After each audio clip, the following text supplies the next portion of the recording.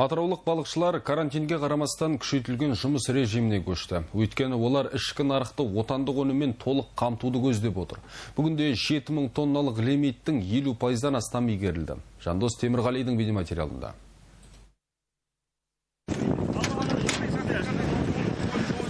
Жайыққа шырай кіргелі балықшылардың қармағы қапты, ауы олжалы. Оларға карантин тұсау емес. Өңірдегі 16 кооператив мамыр айының соңына дейін 7000 тонна балық аулауы тиіс.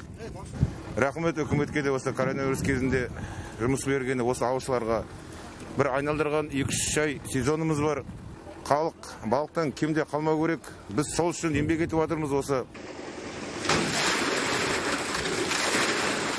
Мәселен, дәл осылай балықшылар күніне ауды 4-5 рет тартады. Міне бүгін олжаға келді олар. Өйткені ауға мынандай бағалы бекіре балығы түсті.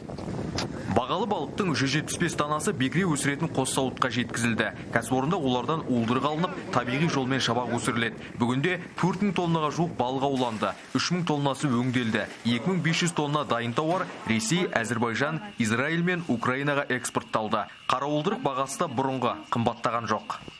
Экспорт көлемі де құттай азайып тұр. Ол мына шектеулерге байланысты. Алайда кәсіпорындарымыз ішкі нарықты да қамтамасыз етуде.